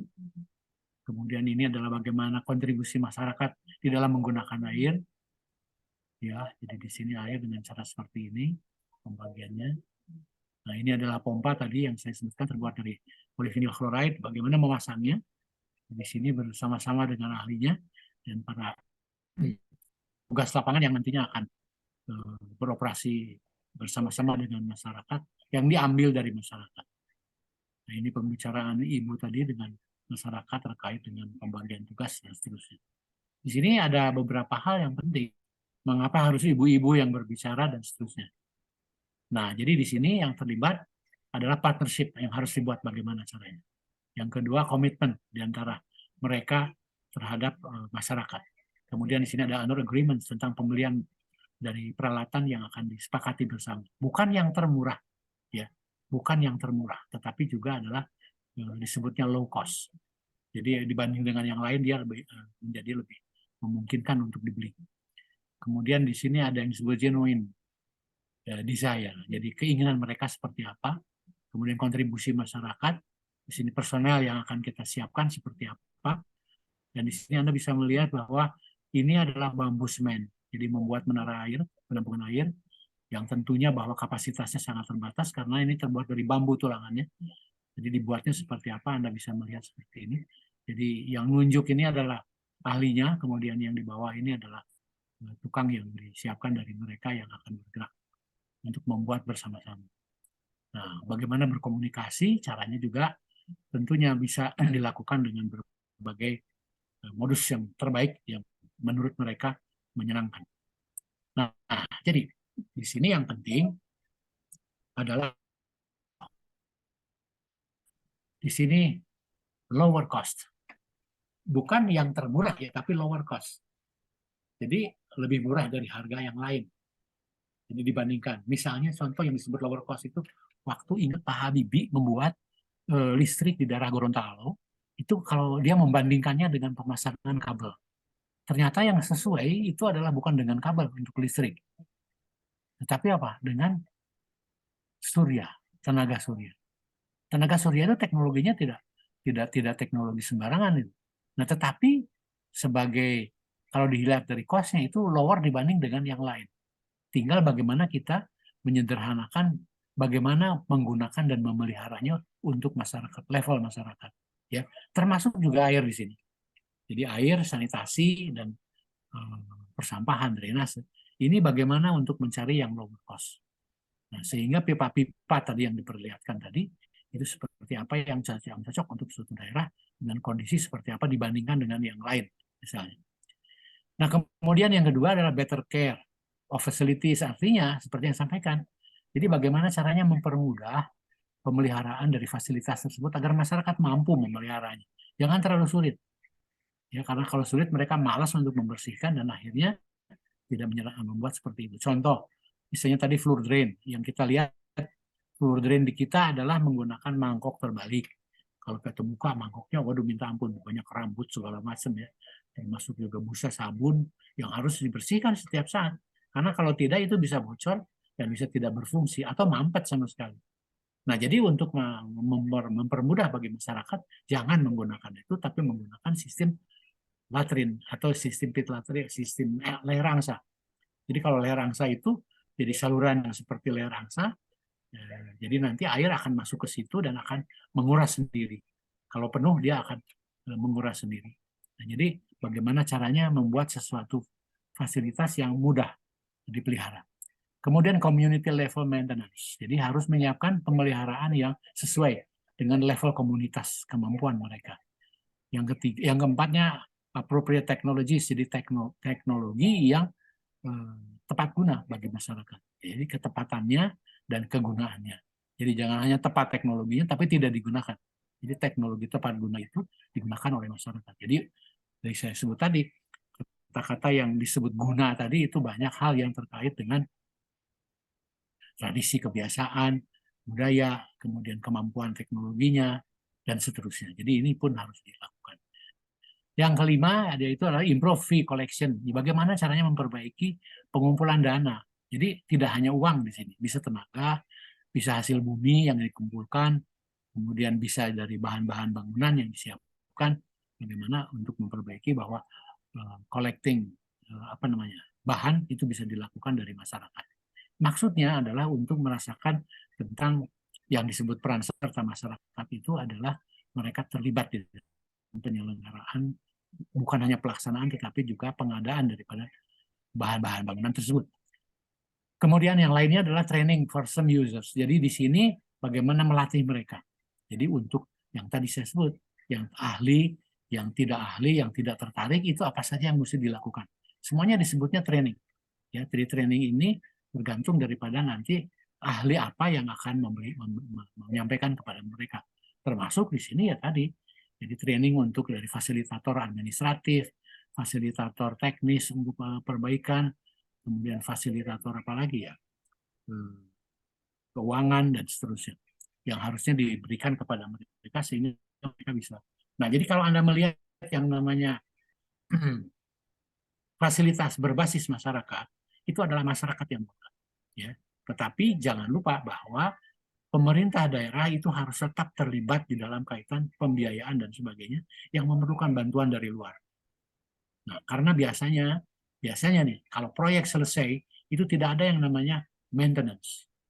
Jadi maintenance ini sekarang sudah ditangani oleh pemerintah daerah setempat untuk bisa bagaimana fasilitator berperan, bagaimana perbaikan-perbaikan yang seharusnya dilakukan oleh masyarakat yang dibantu oleh pemerintah daerah. Nah, yang menarik dari saya, yang saya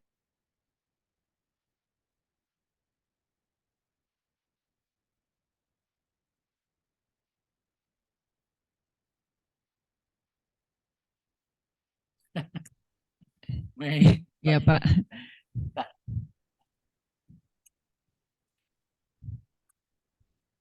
ya, cus. Iya, sudah masuk, Pak. Oke, ya, kita lanjut ya. Jadi di sini training for some users itu artinya bahwa yang namanya pelatihan itu harus tetap dilakukan. Bukan berarti proyek selesai tidak ada training, enggak, tetap jalan. Nah, tidak ada biayanya. Dan sekarang ini kelihatannya Pemda di tingkat daerah, mungkin sampai kabupaten, itu sudah ada lembaganya yang menangani ini, di mana lembaga ini terkait dengan masalah fasilitator ataupun terkait masalah pemeliharaan. Karena pemeliharaan biasanya memang yang paling sulit dan biayanya tidak kecil.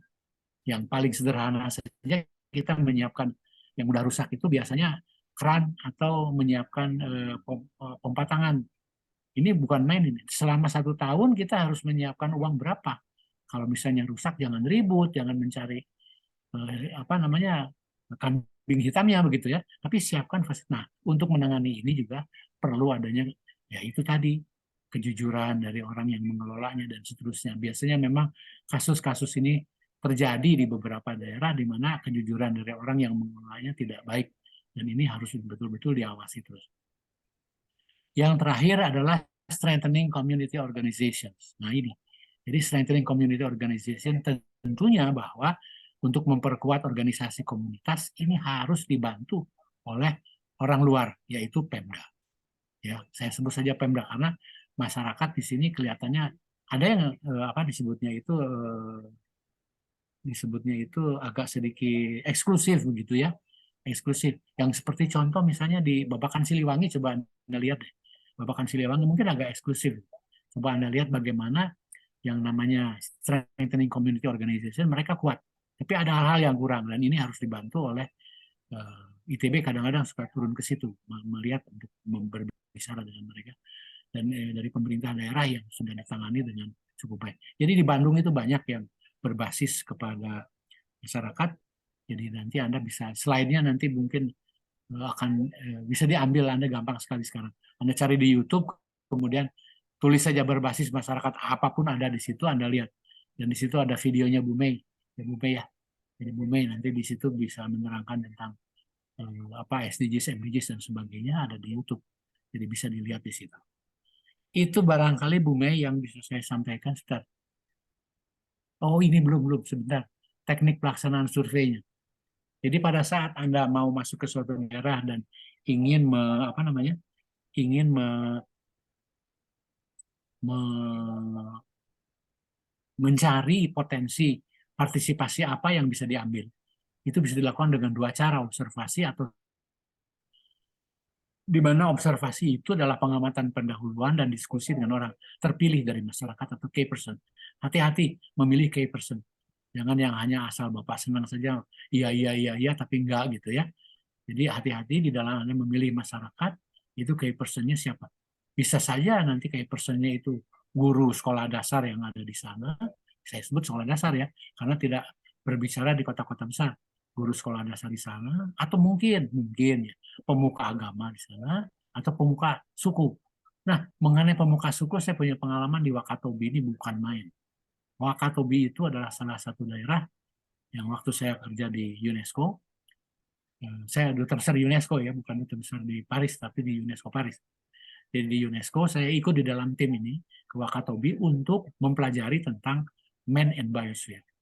Wakatobi berhasil mendapatkan penghargaan di UNESCO tahun 2010, 2011, jadi Man and Biosphere UNESCO. Jadi diberi penghargaan bahwa yang namanya Wakatobi ini adalah salah satu contoh yang patut dilihat oleh dunia bahwa keberhasilan memelihara lingkungannya. Jadi Man and Biosphere di sini adalah lingkungan sebetulnya. Man and Biosphere-nya itu adalah yang mengikuti tradisi kebiasaan dan local wisdom dari.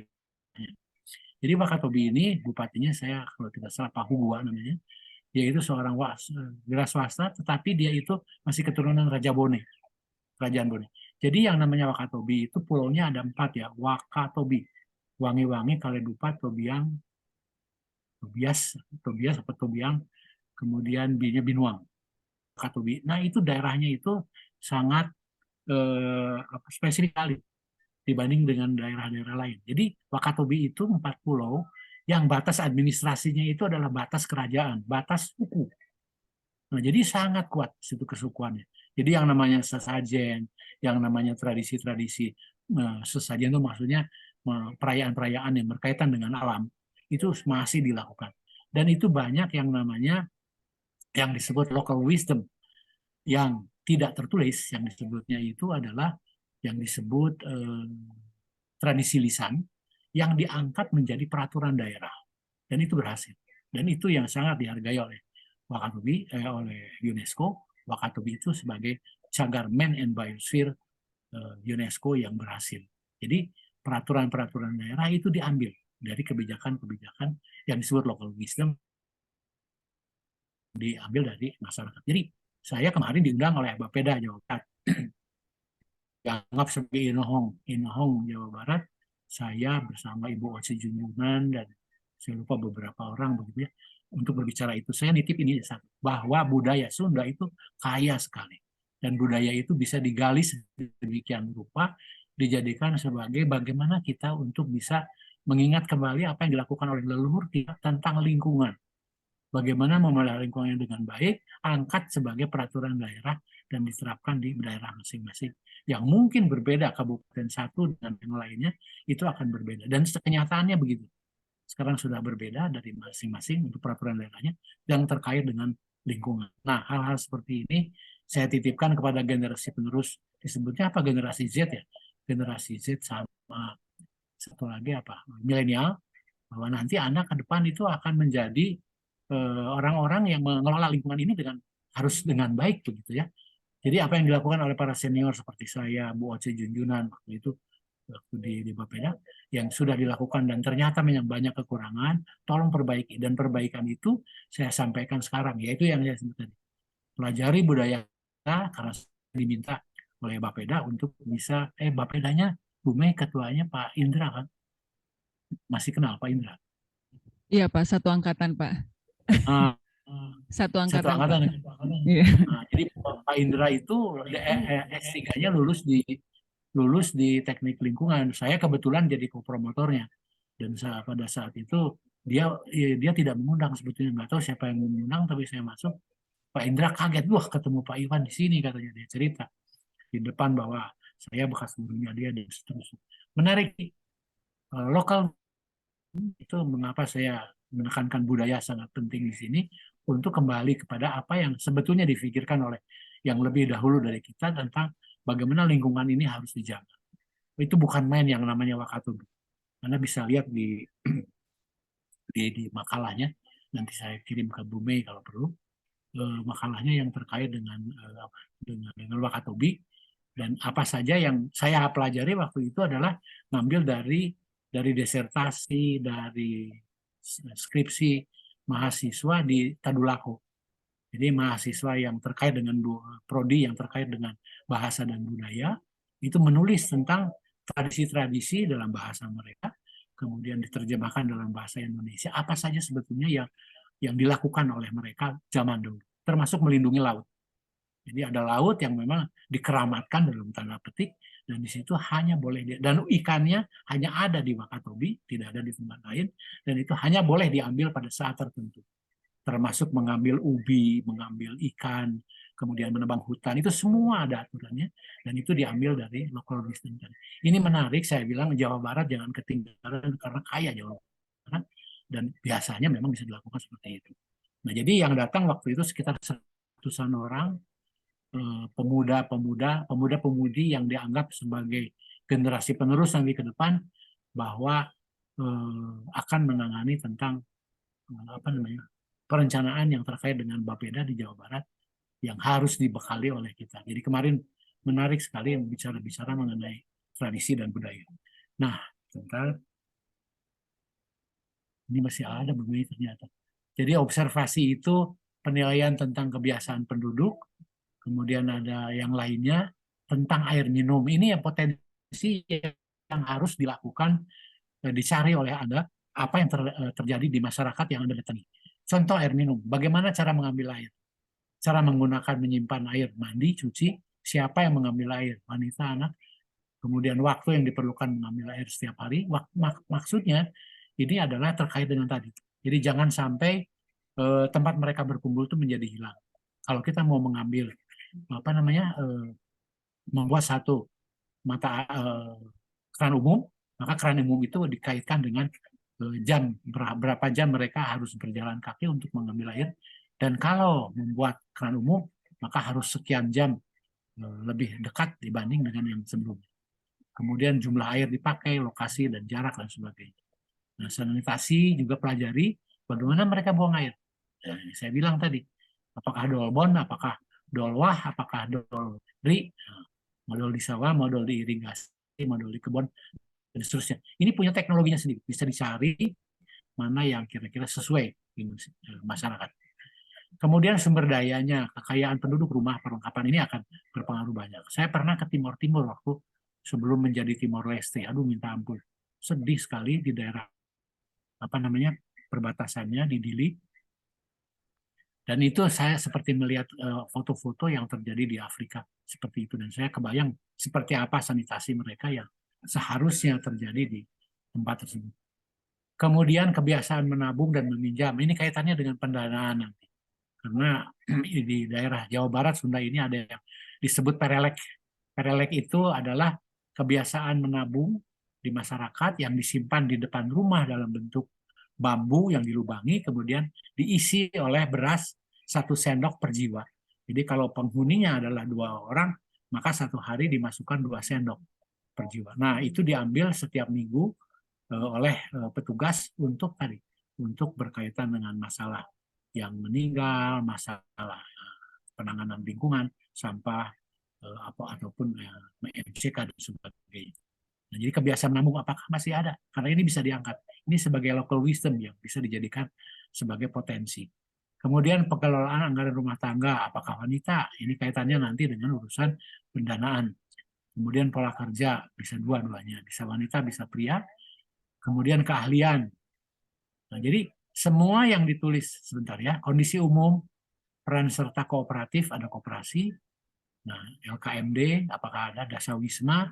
Nah, ini per 10 rumah ya, organisasi per 10 rumah. Sekarang ini ada yang apa namanya ya?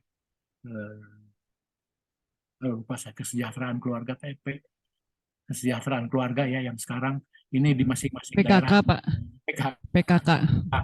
PKK, kemudian yang lebih lagi Dasawisma ada di sini, kemudian banyak organisasi-organisasi masyarakat ini di kota besar ya, tapi sudah sampai ke daerah-daerah terpencil.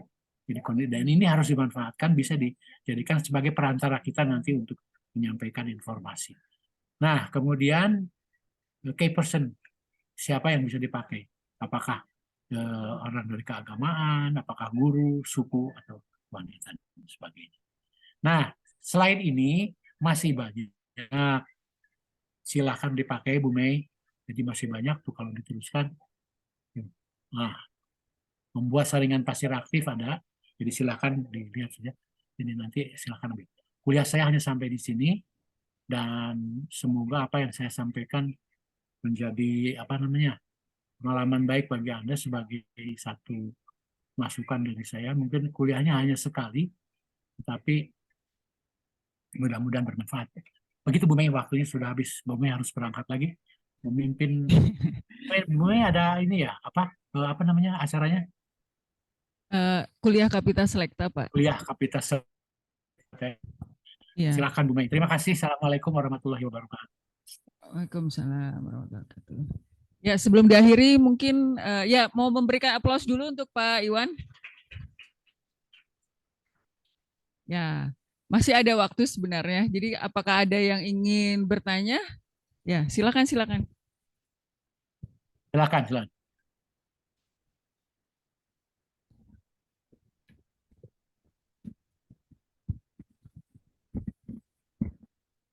Tes apa suara saya terdengar? Ya, terdengar, silakan. Gimana? Baik, selamat pagi Pak. Terima kasih atas uh, ilmu yang sudah dibagikan sebelumnya. Namanya Perkenalkan siapa? nama saya Nida. Siapa? Perkenalkan nama saya Nida. Nida. Nida, Pak. Ya. Dan ada dua hal yang ingin saya tanyakan. Mungkin sedikit cerita di awal dulu. Jadi kebetulan kalau di himpunan mahasiswa teknik lingkungan ini, saya ada di divisi sosial masyarakat. Dan baru-baru ini kami sudah melakukan survei untuk rencana implementasi program begitu. Nah, tapi kebetulan kami baru survei sekali untuk periode sekarang. Dan dari survei itu ada beberapa hal yang kami surveikan dan kami temukan. Salah satunya terkait dengan MCK yang sebelumnya tadi juga Bapak jelaskan gitu. Nah, jadi dari situ sering ditemukan MCK yang itu tuh bantuan dari pemerintah, yang mana bangunan dan teknologinya itu bagus, tapi ternyata ditolak oleh masyarakat sehingga hanya menjadi monumen terbengkalai dan semakin kotor gitu. Nah, untuk itu kalau dari Bapak sendiri, apakah mungkin ada saran atau masukan? Yang pertama, kira-kira berapa lama atau sejauh apa pendekatan ke masyarakat yang dibutuhkan? Dan untuk pertanyaan kedua, apakah ada yang bisa kita lakukan terhadap MCK-MCK terbengkalai yang ternyata udah terlanjur dibangun tapi masih ditolak oleh masyarakat begitu? Sekian, terima kasih. Oke, langsung dijawab. Oke, jadi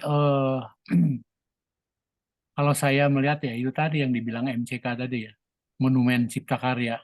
Tapi sekarang bukan Cipta Karya lagi, PPLP sekarang ya.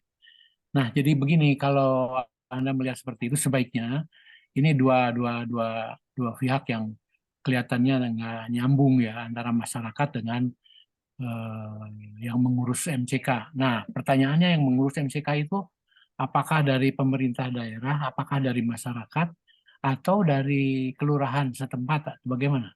Bisa dijawab nggak? Kalau yang sejauh ini kami tahu itu dari aparat di desa kayak RT RW gitu. Tapi Hmm. kalau dari penduduk desanya, nah itu yang ternyata belum bisa menerima gitu. Hmm. Kalau mungkin masyarakatnya bisa diajak bicara nggak, didekati. Tapi ya berbicara dulu dengan orang-orang di kelurahan. Yang paling baik itu adalah berbicara bersama, antara orang kelurahan, kemudian masyarakat yang diwakili oleh siapa, kemudian dari kita, dari ITB, berbicara dari tiga pihak itu untuk mendapatkan suatu kesepakatan. Tapi yang pasti ujung-ujungnya nanti akan terkait dengan kelurahan, dengan pemerintah daerah nantinya. Jadi sebaiknya Anda bertemu bertiga, bicarakan di mana, lokasinya di mana itu daerahnya? Di Pangalengan, Pak. Pangalengan. Kalau mungkin ya di Pangalengan di sana ya disampaikan saja untuk bisa bertemu. Kalau pembimbing dari KKN-nya siapa? Bukan KKN namanya ya? Namanya apa? Eh, ini dari kegiatan Himpunan. himpunan gitu, Oh, Pak. kalau Himpunan. dari dosennya siapa ada yang membimbing? Sejauh ini kita belum me-reach out dosen karena masih survei, jadi belum sampai ke finalisasi topik gitu. Oke. Nggak, seandainya nanti anak kalau ingin mempertemukan sebaiknya ada dari pihak ITB, kemudian ada dari pihak ITB itu bisa Anda bisa dengan dosennya siapa begitu ya atau asistennya, kemudian bicarakan bertiga tiga pihak. Jadi pihak kelurahan, pihak masyarakat, pihak ITB. Ya, ITB itu adalah mahasiswa, kalau bisa ada yang dari dosennya begitu. Karena kalau saya melihat kalau hanya mahasiswa saja mungkin tidak mudah ya untuk bisa berbicara dengan mereka dari kelurahan. Pengalengan itu di daerah pegunungan ya, daerah dingin banyak banyak perkebunan biasanya. Jadi sebaiknya Anda bisa ketemu di tiga pihak itu bicarakan. Yang saya sampaikan tadi bahwa ingat bahwa kita di sana jangan membuat apa namanya ya, mereka tidak senang dengan kehadiran kita, tapi bagaimana kita mau membantu mereka untuk bisa menyelesaikan masalah ini gitu kan. Sayang kalau tidak karena MCK ini sudah biayanya besar dan itu manfaatnya besar sekali untuk kesehatan masyarakat dan ujung-ujungnya nanti pendidikan lebih baik dan yang terakhir adalah pendapatan per kapitanya bisa menjadi lebih baik begitu. Begitu ya Bu Mei. Ya, terima kasih Nida, udah cukup? Ya, cukup dari saya, Pak. Terima kasih banyak. Oke. Bu Mei kalau Ya, mahasiswa apa namanya himpunan seperti itu ada pembimbingnya nggak? Pembimbing yang ke lapangan kalau ada. kalau pembimbing kemahasiswaannya Bu Marcel ya. Pembimbing kemahasiswaannya Bu Marcel, Pak. Tapi untuk Oh, kegiatan-kegiatan saya nggak tahu tuh ininya. Biasanya apakah sudah ada yang ini? Biasanya atas sepengetahuan pembimbing kemahasiswaan dan Kaprodi sih biasanya ya. oh gitu ya. Tapi Jadi ya nanti tidak mungkin mudah untuk bisa mempertemukan antara ITB kemudian kelurahan sama masyarakat karena kuncinya memang ada di tiga tempat itu. Ya, iya kita Pak. mendengarkan mencari solusinya ya. Oke. Ya. Terima kasih Pak Oke. Iwan atas sharing dan knowledge-nya untuk hari ini. Eh, Masih ada pertanyaan lagi? Ya, silakan. Boleh di-share mikrofonnya. Pak masih ada ya Pak? Ada, silakan. Tes apa suaranya masuk Pak? Ya, masuk. Ya, izin Pak sebelumnya perkenalkan nama saya Muhammad Rizky. Barangkali saya izin share sedikit pengalaman saya pribadi sama teman-teman dulu di KKN. Sebenarnya buat soal apa penerapan teknologi tepat guna tuh kami sudah mencoba beberapa kali menerapkan teknologi tepat guna di masyarakat. Biasanya kami menggunakan apa ya tools-tools dari teman-teman planologi, misalkan kami datang ke desa untuk survei, terus kemudian kami social mapping, identifikasi stakeholdernya, inventarisasi masalahnya, terus juga mencari gitu pengembangan potensi teknologi yang ada. Kemudian setelah itu barangkali setelah dekat kami melakukan sosialisasi juga FGD atau musyawarah ke masyarakat. Nah, kan tetapi yang jadi permasalahan adalah ketika mencoba untuk bermusyawarah dengan masyarakat, biasanya kadang-kadang masyarakat tuh cuman iya-iya aja gitu, Pak. Maksudnya eh, tidak memberikan tanggapan maupun apa ya berdiskusi lebih lanjut terkait potensi pengembangan yang ingin kami lakukan. Nah, barangkali yang ingin saya tanyakan adalah gimana ya Pak caranya untuk menganalisis gap pemahaman antara kami sebagai fasilitator dengan masyarakat di pedesaan gitu. Barangkali ada metode yang sifatnya universal supaya bisa dengan cepat tahu gitu sejauh mana masyarakat paham atau setuju dengan apa penerapan teknologi yang kami sampaikan gitu Pak. Terima kasih. Oke, saya jawab langsung saja. Ini pengalaman KKN waktu saya mungkin sekitar 30 tahun yang lalu ya, lama sekali. Eh, jadi namanya itu sekarang, kalau sekarang mungkin daerah Panjalu namanya. Di daerah Ciamis atau Tasikmalaya di sana. Itu daerahnya bagus, jadi katanya bekas daerah kerajaan Panjalu dulu. Jadi saya diminta untuk berbicara mengenai masalah sanitasi. Jadi harinya harus dipilih yang baik, yang kedua orangnya siapa, yang ketiga apa yang bahan harus diberikan kepada mereka agar mereka mengerti. Jadi saya belajar dari situ bagaimana caranya untuk menyampaikan satu komunikasi yang komunikatif. Jadi saya mencoba mengumpulkan slide.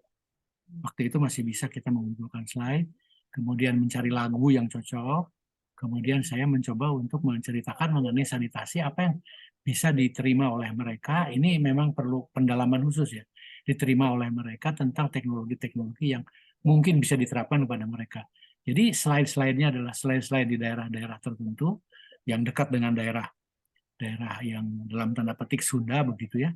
Kemudian di situ nanti disisipi oleh penjelasan-penjelasan dari kita tentang apa yang cocok untuk bisa diterapkan di daerah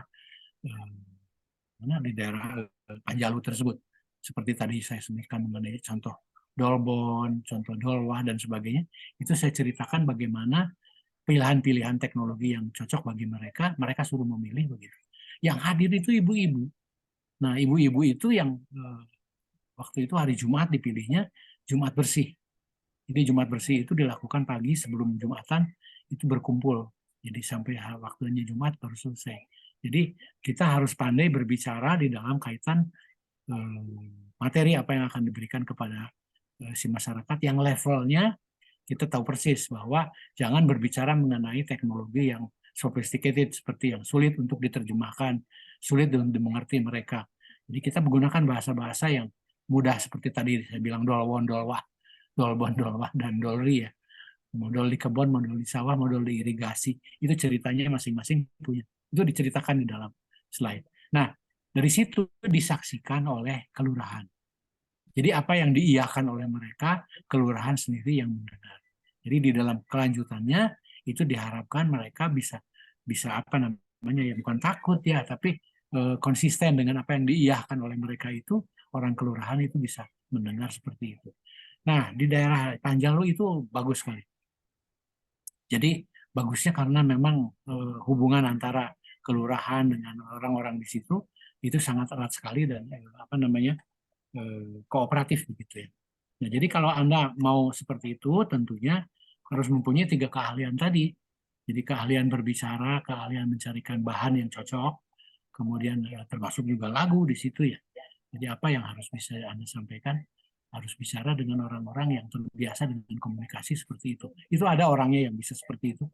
Jadi mungkin di teknik lingkungan di mahasiswa ada orang yang apa namanya yang saya tahu ya ada yang paham tentang membuat slide, membuat gambar dengan bahan-bahan yang seperti apa. Sekarang bahan banyak sekali.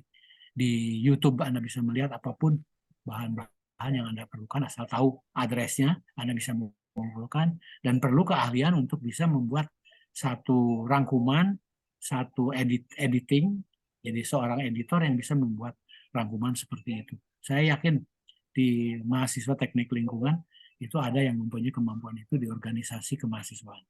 Itu barangkali ya, manfaatkan potensi yang punya. Ya. Oke, Ya, terima baik, kasih sudah Pak Iwan. Ini Jam karena 11. kelas berikutnya sudah bersiap-siap juga untuk masuk ke ruangan yang sama, begitu ya. Jadi sekali lagi saya ucapkan terima kasih sekali lagi Pak Iwan. Mudah-mudahan bermanfaat dan berkah buat teman-teman semua. Saya tutup kuliah hari ini. Wassalamualaikum warahmatullahi wabarakatuh. Selamat siang. Waalaikumsalam warahmatullahi wabarakatuh.